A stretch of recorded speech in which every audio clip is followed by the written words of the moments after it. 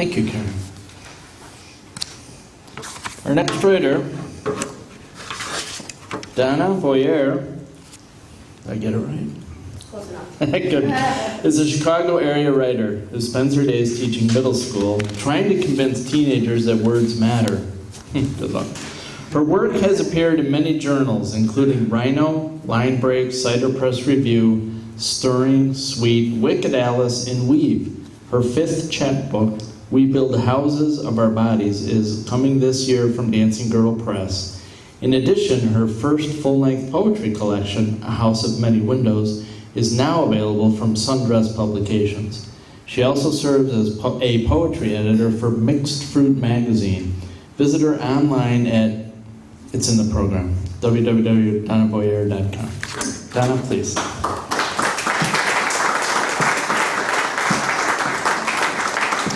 Hi, everybody. Thank you so much for having me tonight. I am going to be reading some poems to you from my collection, which is called A House of Many Windows. And not a whole lot of introduction, I guess just briefly to say that there's the collection has a bit of a narrative arc following a speaker's journey through loss and grief to eventual happiness. And I think you'll see a little bit of each in some of the poems you're going to hear this evening. What would it take to make a city in me? A sturdier frame, steel, iron, infrastructure that will not crack, brick, perhaps, mortar, a mason's sturdy, practiced hand, concrete veins with road signs, Bowel Boulevard, Aorta Avenue, sparks of firing synapse to light the always midnight streets.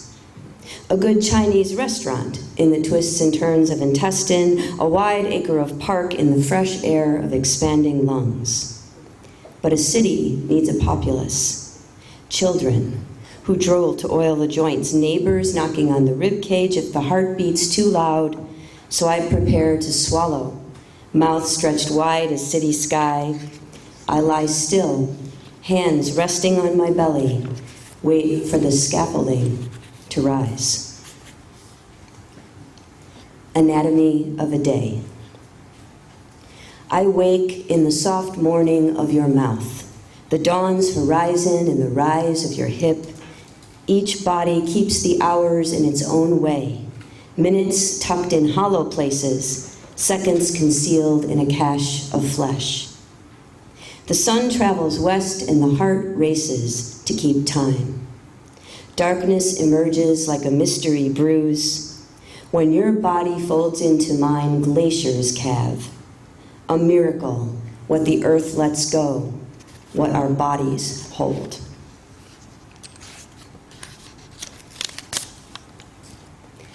After the third failure, silence. She seeks out shadows, pleads guilty, buys 7 different hats to hold the words. He presses her hands and signs a litany of sorrows. Still she will not speak. She wants to give him a gift so simple that the soil can do it. She cannot. Crows peck at dropped seeds. The cat swells with another litter. He goes out to start the reaping. Generations of fields, full and ripe with wheat, begin to sing. After the 4th failure, home. You swerve reckless from lane to lane as if our bodies were something more than skin, and we grit our teeth against the distance. In the kitchen, we break bread seeded with bees. I fill pages with clotted carcasses of longing, hang them from branches in the yard to fertilize the tulips we planted last September. We cut circles of squash, salt the water for the boil, pulverize our hearts to fine powders we pour down our throats. Outside the window, the tenderness of fledglings makes us wish for wings. We press our bodies against the glass, leave ghost prints with our lips, mumble lullabies we cannot name to the purple sky. Another truth the dead know. Gone, like the dinosaurs are gone, buried in tar or dust, reduced to fossilized puzzles, jumbled, lonely bones. Now it is finally June. Sun and flowers in full swing can't bring you back. I drink from glasses brimming with ice, eat pink steaks from the grill, embrace these pleasures of the body in lieu of your touch. It is what I have built, a temple of things I can control. My nights stretch endless on the edge of sleep, dreams like water against my skull. We are both there, but not alone. The dinosaurs chase us with their snarling teeth and tiny arms.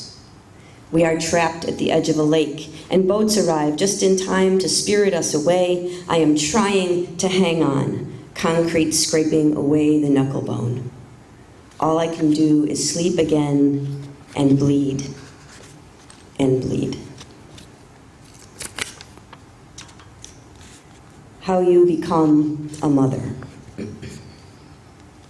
You are a little ashamed that one of your first thoughts is, I could have been a slut in high school. All of those boys who wanted to touch you, fear of pregnancy trumping every primal urge, and you wonder what it would have been like.